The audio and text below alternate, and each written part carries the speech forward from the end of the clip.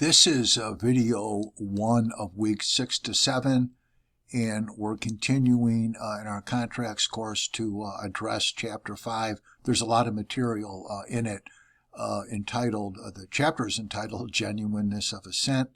In the last screenshot video, I made it through mistake of fact and ended up just identifying on page 3 of the posting, which of course has been up, the 3 elements of fraud: misrepresentation of a material or significant fact made with an intent to deceive, which is usually established by knowledge, and justifiable reliance on the misrepresentation by the other party. And I point out that the concept of fraud is two-fold. One, it can be used as a tort, as a means for the defrauded party to sue the other party for damages caused by the fraud. Also, fraud is a defense in a contract action. In other words, the defendant is asserting, I'm not liable to you because you induced me fraudulently to enter into the contract. Where someone is seeking damages, as I point out, they have to establish actual damages, meaning they've got to show out-of-pocket loss, which isn't always easy. But we'll talk about damages more at the end of the semester. But as we continue with fraud, we have to take into account what the law of contracts insists upon, and that is a distinction between fact and opinion. You'll notice for mistake of fact, we had to distinguish between fact and value. Here for fraud, we have to distinguish between fact and opinion. So if I shoot up again, fraud constitutes, among other things, a misrepresentation of a fact. So if I offer you in a contractual negotiations a misrepresentation of opinion standing by itself, that's not fraudulent. So I point out, if I'm selling you a car and tell you that the car is cool or you will become popular because of the car, I'm only stating an opinion. You can't use my statement of opinion as a misrepresentation, even if most people would think that the color of the car is hideous or that you could never be cool. In any event, there is an exception to the fact-opinion distinction.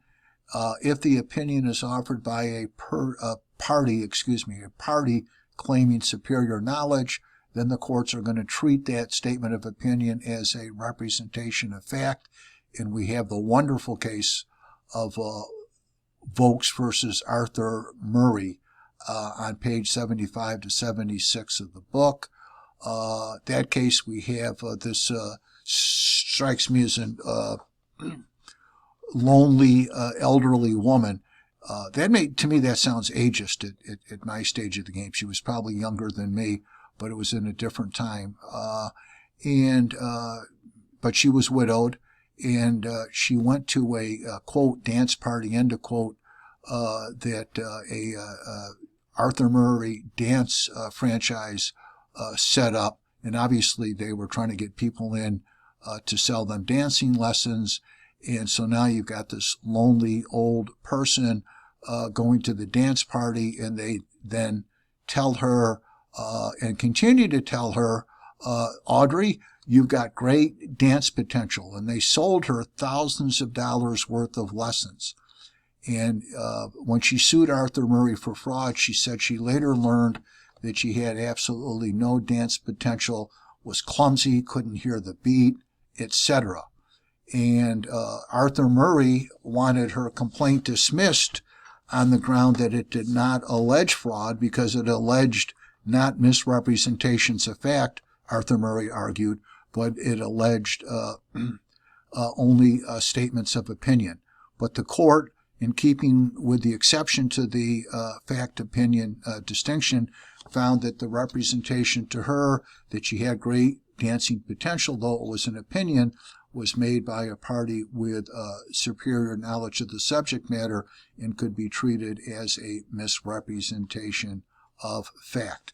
In parentheses, I point out that in my estimation, there might be some further difficulty that Audrey Volks would face, because as I again scroll up, another element of fraud, we've got misrepresentation, we've got intent, but the third element is justifiable reliance on the misrepresentation. And she was an adult, and I wonder how reasonable or how justifiable her reliance is, or was, better said, on those statements of opinion. Those of us who may struggle with or have struggled with dancing, I think we were almost too acutely aware of how lacking in dancing potential and how lacking in hearing the beat we were, and yet this person just seemed to have an unfiltered belief in the praise that was being heaped on her. She continued to pay more and more money for the dancing lessons. But clearly the case stands for the exception to the distinction between fact and opinion. Now let's go through the elements. Misrepresentation, as I point out, it can occur verbally, but also by conduct. In other words, I do something that constitutes the misrepresentation rather than say or write something that does.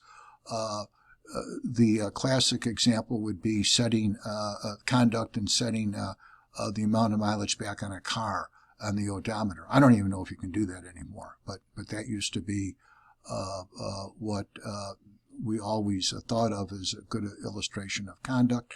Now, an interesting question is, what about silence? In other words, when is my silence, if we're negotiating something, when is my silence going to amount to fraud? Because notice I haven't said anything, I haven't written anything, and I haven't engaged in conduct, and the rule there is misrepresentation by silence occurs where there is a sale and the product being sold has a latent or hidden defect that cannot be discovered by reasonable inspection. In such a case, we could say that the seller had a duty to disclose. Let me work with that a little bit. This past summer, I had a new roof put on my house, and I recently went up into the attic for the first time after they put the new roof on, because there's not much in my attic except stuff. And I noticed that my attic is a total mess, which I guess is typical. If you have a new roof put on, I'm going to have to get a shop vac and a push broom, and it's going to be a pain in the neck. It's going to take most of a weekend, I think, to get the attic I never use in shape where it doesn't look like it does now. Let's assume I was selling my house and I didn't have a realtor. I was doing it myself. And you come over and I say to you, take a look around. I'm going to go get coffee. I trust you. I would say it better than that. I'll be back. And I come back and I say to you, you had a chance to look around? And you go, yep. I go, well, I said, you check out everything? Yeah, we checked out everything. Now, if you later say after you buy the house that the attic is a mess, and I hid it from you, you're not going anywhere because you could have discovered it by a reasonable inspection, meaning you could have opened the door to the attic staircase and walked up the staircase and seen it. On the other hand, let's assume that, and this is a case I actually once had, it was an industrial facility, and my clients were purchasers, and after they took possession of the property, they discovered that there were toxic substances that were in the earth, and they were never told of that, though the seller had reason to believe that there were toxic substances. And our claim there was that the silence of the seller covered up a latent or hidden defect that our client couldn't have discovered by reasonable inspection. It was we prevailed on the lawsuit. There was a number of other questions, but I think that would give you an example of how silence could amount to fraud. Intent to deceive, and as we noted, intent to deceive is almost always going to be established circumstantially by showing that the party knew of the misrepresentation. If you knew of the misrepresentation and you made it, we can infer that you intended to deceive. And then we already talked about justifiable reliance. And I don't know, maybe my old example, if I said to somebody that I have this old Cadillac that'll get 50 miles to the gallon, maybe today a person could not say that that was unjustifiable for them to rely upon it, but certainly what most of us knew is if you have a big old car, among other things, the mileage is going to suck. Okay. The authors talk about non-fraudulent misrepresentation, but my take on it, and I think it's absolutely correct, non-fraudulent misrepresentation actually fits in with the mistake of fact material that we've done, so we don't need to worry about it. And I wanted to do a second video on undue influence, duress, and contracts of adhesion and unconscionability. It'll be short, but it'll be longer than the time I've got left on this video. So I'm going to end this video and we'll do a second video to finish off Chapter 5.